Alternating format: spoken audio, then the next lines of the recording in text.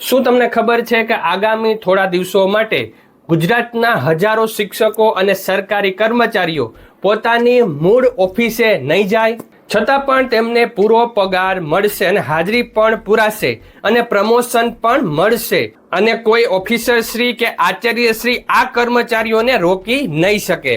ગુજરાત સરકારે અને અલગ અલગ મહાનગરપાલિકાઓએ પરિપત્રો બહાર પાડ્યા છે, જેનાથી આખા રાજ્યના સરકારી વિભાગોમાં દોડધામ મચી ગઈ છે। આખરે શું છે આ રહસ્યમય આદેશો? ચાલો જાણીએ આજના આ વિડીયોમાં। વાત જાણે એમ છે કે ભારત સરકાર દ્વારા દેશનું સૌથી મોટું મિશન શરૂ થઈ ચૂક્યું છે। ભારતની વસ્તી ગણતરી 2027, ત્યારે ભાવનગર, સુરેન્દ્રનગર, જામનગર, પાલનપુર, વિજાપુર સહિતના આખા ગુજરાતમાં આના સત્તાવાર આદેશો છૂટી ગયા છે।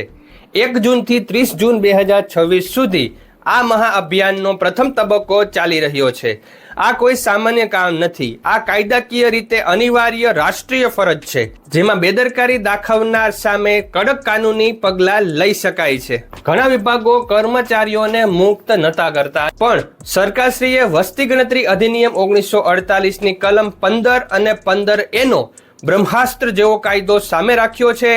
આ નિયમ મુજબ પહેલું, વસ્તી ગણતરી એટલે કે સુપરવાઇઝર કે ગણતરીદાર તરીકે કામ કરતા કર્મચારીઓ જેટલો સમય ફિલ્ડમાં આપશે એ બધો જ સમય તેમની મૂળ નોકરીમાં ઓન ડ્યુટી એટલે કે સત્તાવાર ફરજ તરીકે જ ગણાશે। બીજું, આ ફરજ બજાવવાને કારણે કર્મચારીના પ્રમોશન, સિનિયોરિટી કે નોકરીના કોઈ પણ લાભ પર 1% પણ આંચકો નહીં આવે। ત્રીજું, તેઓ પોતાની નિયમિત ફરજો ઉપરાંત આ રાષ્ટ્રીય કાર્ય કરી રહ્યા હોવાથી તેમને નિયત થયેલું યોગ્ય મહેનતાણું એટલે કે એક્સ્ટ્રા એલાઉન્સ પણ ચૂકવવામાં આવશે। પણ ઊભા રહો, આ કાયદો જેટલો પોઝિટિવ છે તેટલો કડક પણ છે। આ કામગીરી દરમિયાન કોઈ પણ કર્મચારી પૂર્વ મંજૂરી વિના લાંબી કે અસાધારણ રજા પર ઉતરી શકશે નહીં। જો કોઈ આ કામમાં આળસ કરશે કે અવગણના કરશે તો સેન્સસ એક્ટ કલમ 11 હેઠળ તે શિક્ષાપાત્ર ગુનો બનશે। એટલા માટે જ રાપર, કચ્છથી લઈ સાયલા સુધીના તમામ ચાર્જ ઓફિસરશ્રીઓએ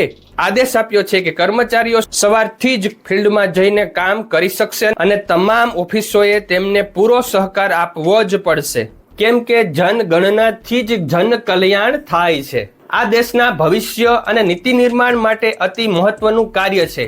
તો ગુજરાતના તમામ શિક્ષક મિત્રો અને સરકારી કર્મચારીઓ આ રાષ્ટ્રીય મિશનમાં ગર્વભેર જોડાઓ।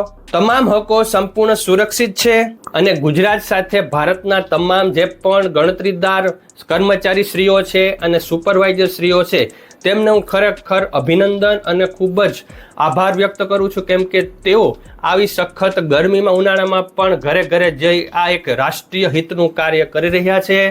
આ અઘરું કાર્યમાં તેમને ભલે એક્સ્ટ્રા રૂપિયા પણ મળી રહ્યા છે, તેમને મહેનતાણું મળી રહ્યું છે, જે 9,000 પહેલા ફેઝના અને બીજા ફેઝના 16,000 મળશે અને ટોટલ 25,000।